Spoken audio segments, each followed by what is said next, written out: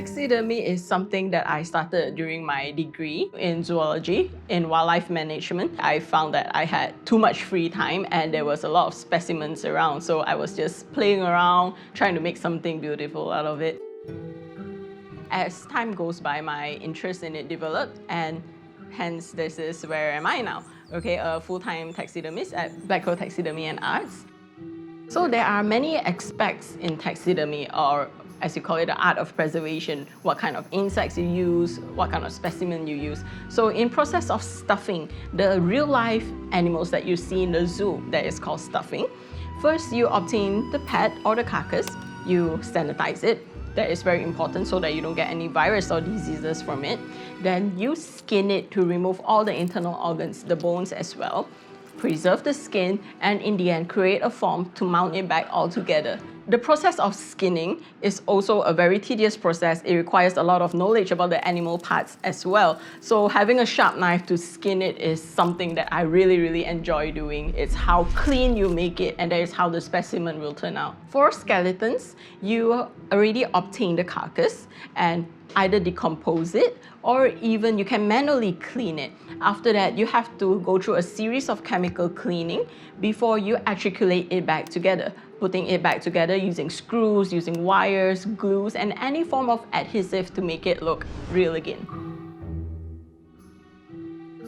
One thing about taxidermy is that a lot of people think it's very gross, it's very smelly, but in fact, it is not. It is something that is very beautiful. You can admire everything from the insects, from the skulls, from the bones.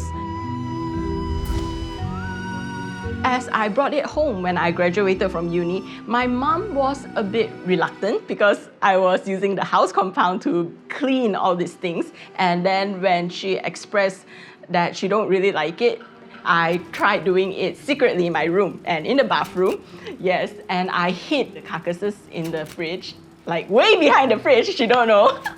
Yes, so as much as my mom don't really approve of me cleaning the animals in the house, but she knows my fascination with dead things, dead animals. So when she goes out for a jog, she'll come back with a plastic bag and say, "Hey Vivian, something for you." Yes, so that is sort of like my present. Your parents probably come home bringing you food, but mine come back bringing me a dead bird, and I'm like so happy. My very first specimen that I actually acquired when I was walking about in my neighborhood, it was a crow and it's black. It was a very fully deformed crow, probably eaten by a neighbor's cat. It was just lying on the ground. I was having my evening jog and I picked it up, cleaned it up, and it was my very first proud piece. I always find my roadkills in the daytime when I'm driving around also, and I will come back at a safer time, let's say 2 a.m. or 3 a.m. to pick up the roadkill. And there was once I was picking up a roadkill with my sister. A very good Sumatran he parked his car right next to me and asked if I need any help. So he thought I had a flat tire. He didn't know that I was actually dealing with a dead dog. And I was in like full black suit, gloves with a shovel. You can imagine how horrifying it is for the guy. So I say, everything's fine, everything is fine. So I quickly pack up and just leave.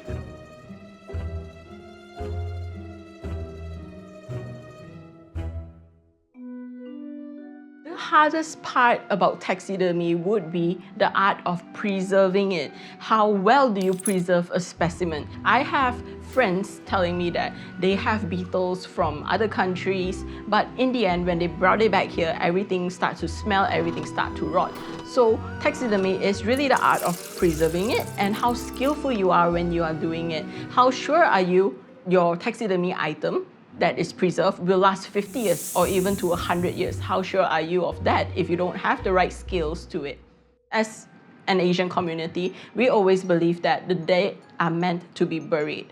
So for me, making art out of something that has passed away is science, is totally science related. We see it in museums all the time, but there is no stigma behind it because it is for the purpose of education. But then if you are singly, individually doing taxidermy outside of the museum, people would see it as a taboo.